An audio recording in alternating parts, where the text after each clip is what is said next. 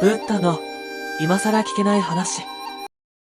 2012年6月15日に行われた第118回カリフォルニア工科大学の卒業式で、テスラの創業者であるイーロン・マスクが卒業スピーチを行いました。そのスピーチ内容を見てください。皆さんの人生のヒントとなる言葉があると思います。I'd like to thank you for leaving crazy person out of the description. So I thought I was trying to think what is the most useful thing that I could, what could I say that could actually be helpful or useful to you in the future, and I thought perhaps tell the story of how I sort of came to be here. How did some of these things happen, and maybe there's some lessons there, because I often find myself wondering, how did this happen? So when I was young, I didn't really know what I was going to do when I got older. People kept asking me, but then eventually I thought that the idea of inventing things would be really cool. And the reason I thought that was because I read a quote from Arthur C. Clarke, which said that a sufficiently advanced technology is indistinguishable from magic, and that's really true. If you go back, say 300 years, the things that we take for granted today would be you'd be burned at the stake for. Being able to fly, that's crazy. Being able to see over long distances, being able to communicate, having effectively with the internet a group mind of sorts, and having access to all the world's information instantly from almost anywhere on the earth. This is stuff that really would be magic, or would be considered magic in times past. In fact, I think it actually goes beyond that, because there are many things that we take for granted today that weren't even imagined in times past. They weren't even in the realm of magic. So it actually goes beyond that. So I thought, well, if I can do some of those things, basically if I can advance technology, then that's like magic, and that would be really cool. And I also had sort of a slight existential crisis, because I was trying to figure out what does it all mean? Like, what's the purpose of things? And I came to the conclusion that if we can advance the knowledge of the world, if we can do things that expand the scope and scale of consciousness, then we're better able to ask the right questions and become more enlightened, and that's really the only way forward. So I studied physics and business, because I figured in order to do a lot of these things, you need to know how the universe works, and you need to know how the economy works, and you also need to be able to bring a lot of people together to work with you to create something, because it's very difficult to do something as an individual if it's a significant technology. So I originally came out to California to try to figure out how to improve the energy density of electric vehicles, basically to try to figure out if there was an advanced capacitor that could serve as an alternative to batteries. And that was in '95, and that's also when the internet started to happen. And I thought, well, I can either pursue this technology where success may not be one of the possible outcomes, which is always tricky, or participate in the internet and be part of it. So I decided to drop out. Now, obviously, fortunately, we're past graduation, so I can't be accused of recommending that to you. So did some internet stuff. Did a few things here and there. One of which was PayPal. And I think maybe it's helpful to say one of the things that was important then in the creation of PayPal was kind of how it started, because initially the initial thought was with PayPal was to create an agglomeration of financial services, so you have one place where all of your financial services needs would be seamlessly integrated and work smoothly. And then we had like a little feature which was to do email payments, and whenever we'd show the system off to someone, we'd show the hard part, which was the agglomeration of financial services, which was quite difficult to put together. Nobody was interested. Then we'd show people email payments, which was actually quite easy, and everybody was interested. This is, I think it's important to take feedback from your environment. You want to be as closed loop as possible. So we focused on email payments and really try to make that work, and that's what really got things to take off. But if we hadn't responded to what people said, then we probably would not have been successful. So it's important to look for things like that and focus on them when you see them, and you correct your prior assumptions. And then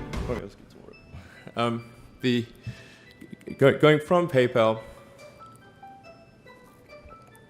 I thought, well, what are some of the other problems that are likely to most affect the future of humanity?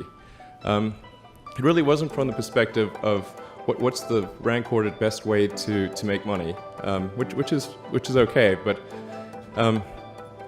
it was really what I think is going to most affect the future of humanity. So I think the biggest terrestrial problem we've got is sustainable energy, but the production and consumption of energy in a sustainable manner. If we don't solve that this century, we're in deep trouble. And then the other one being the extension of life beyond Earth to make life multiplanetary. That's the basis for the latter is the basis for SpaceX, and the former is the basis for Tesla and Solar City. And when I started SpaceX, initially I thought that, well, there's no way one could possibly start a rocket company. I wasn't that crazy. But then I thought, well, what is a way to increase NASA's budget? That was actually my initial goal. So I thought, well, if we can do a low-cost mission to Mars, something called Mars Oasis, which would land seeds with seeds and dehydrated nutrient gel, and you hydrate them upon landing, and then you'd have this great sort of money shot of green plants on a red background, and the public tends to respond to precedents and superlatives, and this would be the first life on Mars, the furthest that life's ever traveled, as far as we know, and I thought, well, that would get people really excited, and therefore increase NASA's budget. So obviously the financial outcome from such a mission would probably be zero. So anything better than that was on the upside. So I actually went to Russia 3 times to look at buying a refurbished ICBM, because that was the best deal. And I can tell you it was very weird going there in 2000, late 2001, 2002, going to the Russian rocket forces and saying, I'd like to buy 2 of your biggest rockets, but you can keep the nuke. That's a lot more. That was 10 years ago, I guess, so they thought I was crazy, but I did have money, so that was okay. And after making several trips to Russia, I came to the conclusion that actually my initial impression was wrong about because my initial thought was, well, that there's not enough will to explore and expand beyond Earth and have a Mars base and that kind of thing. But I came to the conclusion that was wrong. In fact, there's plenty of will, particularly in the United States, because the United States is a nation of explorers, of people who came here from other parts of the world. I think the United States is really a distillation of the spirit of human exploration. So, but if people think it's impossible, then, or it's going to completely break the federal budget, then they're not going to do it. So after my 3rd trip, I said, okay, well, what we really need to do here is try to solve the space transport problem, and started SpaceX. This was against the advice of pretty much everyone I talked to. One friend made me sit down and watch a bunch of videos of rockets blowing up. Let me tell you, he wasn't far wrong. It was tough going there in the beginning because I'd never built anything physical. I mean, I'd built like little model rockets as a kid and that kind of thing, but I'd never had a company that built anything physical. So I had to kind of figure out how to do all these things and bring together the right team of people, and so we did all that and then failed 3 times. It was tough going. Because the thing about a rocket is that the passing grade is 100%. You don't get to actually test the rocket in the real environment that it's going to be in. So I think the best analogy for rocket engineering is like if you want to create a really complicated bit of software, you can't run the software as an integrated whole, and you can't run it on the computer it's intended to run on.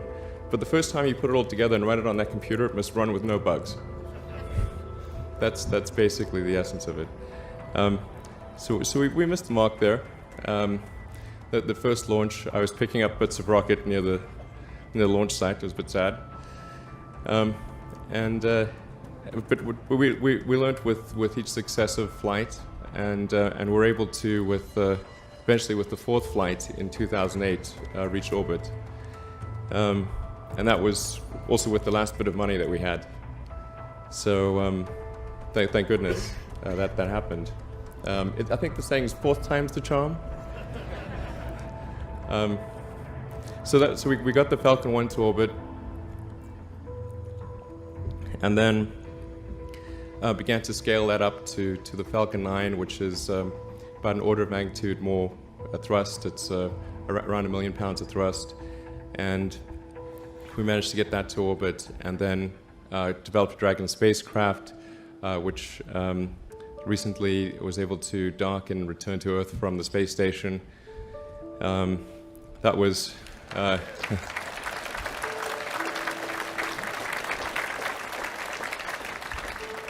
thanks.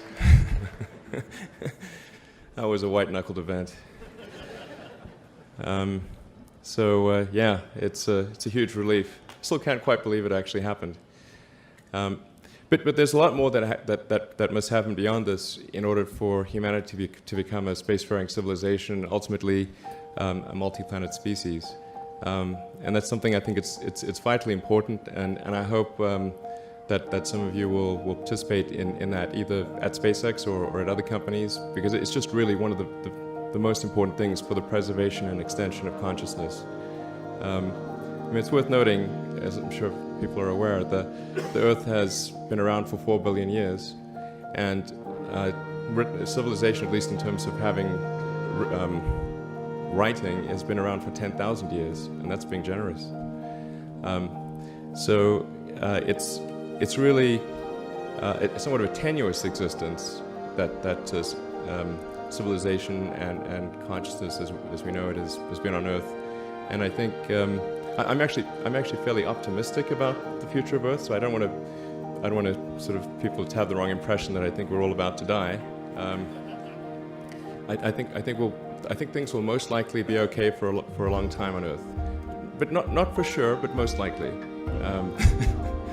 But even if it's sort of 99% likely, a 1% chance is still worth spending a fair bit of effort to ensure that we've backed up the biosphere, planetary redundancy, if you will.